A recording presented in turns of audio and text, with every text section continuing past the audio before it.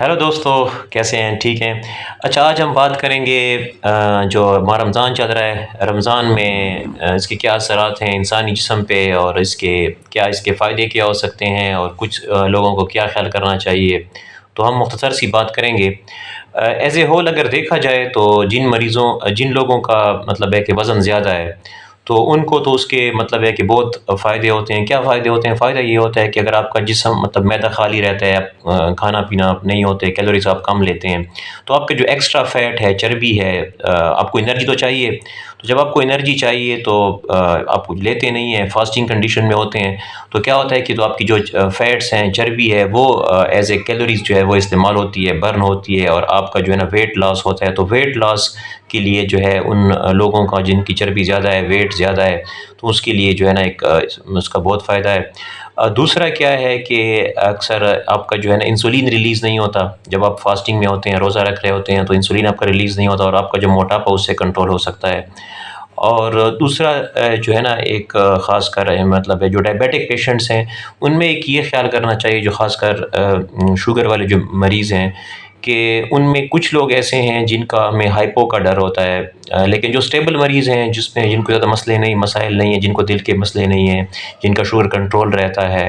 تو ان میں تو خیر ایسے کچھ مسئلے نہیں بنتے، ان کو تو فائدہ زیادہ ہو سکتا ہے، ان کا ویٹ بھی کم ہو سکتا ہے، اور ان کا شوگر اچھا کنٹرول ہوگا۔ لیکن ایسے لوگوں کو خیال کرنا چاہیے جن کی اکثر شوگر کنٹرول نہیں رہتی، جن کا اکثر یا ڈاؤن ہو جاتا ہے، یا جن کے گردے کے مسائل ہیں، ساتھ میں دل کے مسئلے بھی ہیں، تو ان کو چاہیے کہ اپنے ڈاکٹر کے ساتھ مل کر، جس سے وہ علاج کروا رہے ہیں، تاکہ وہ اپنی دوائیوں کو ایڈجسٹ کر سکیں، یا دیکھیں کہ اگر وہ ہائی رسک پہ ہیں تو ان کا پھر کچھ احتیاط زیادہ بنتی ہے، اور اس میں پھر ان کا اگر دیکھا جائے تو اس کا کوئی ایڈجسٹمنٹ ہو سکتی ہے۔ جو ہائی رسک میں آپ کا رسک کتنا بنتا ہے، تو یہ دیکھنا چاہیے اس میں۔ تو ایز اے ہول اگر دیکھا جائے تو اس کی انسانی صحت پہ جو ہے اس کے اچھے اثرات ہیں، مطلب ہے کہ آپ کا وزن بھی کم ہو سکتا ہے ان لوگوں میں جن کے وزن زیادہ ہے، شوگر کنٹرول میں بھی مفید ہے۔ لیکن ایک دو چیزیں میں شوگر کے مریضوں کو دوبارہ ریپیٹ کرنا چاہوں کہ اس سے جب رمضان شروع ہوتا ہے تو اپنے ڈاکٹر سے ضرور ایک چیک اپ کروائیں، تاکہ آپ کی جو دوائیاں، کیونکہ ٹائمنگ تبدیل ہو جاتے ہیں، تو ایسی کچھ دوائیاں ہوتی ہیں، اس کو ہم صبح اور شام کو ہم ٹائمنگ ایڈجسٹ کرتے ہیں اس میں،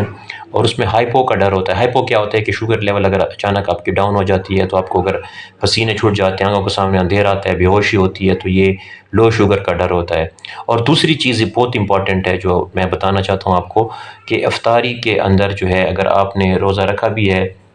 تو اس کے جو آپ کو فائدہ مل رہا ہے، لیکن افطاری کے اندر آپ نے ایسی چیزیں لے لی ہیں جس میں شربت زیادہ ہے، پکوڑے، سموسے، یا زیادہ جو گھی والی چیزیں ہیں، تو وہ آپ کی جو روزے سے آپ کو جو فائدہ ملا تو وہ آپ کا نقصان، کیونکہ اس میں کاربوہائیڈریٹ بہت زیادہ ہے، شوگر لیول بہت زیادہ ہوتی ہے، تو وہ جو آپ نے فائدہ حاصل کیا اس میں آپ کو نقصان ہو جائے گا، آپ کا شوگر لیول بہت زیادہ اس سے ہو جاتا ہے۔ تو افطاری میں ان چیزوں کا بہت خیال رکھنا چاہیے، کیونکہ اس سے اچانک آپ کی شوگر زیادہ ہو جاتی ہے۔ Thank you so much.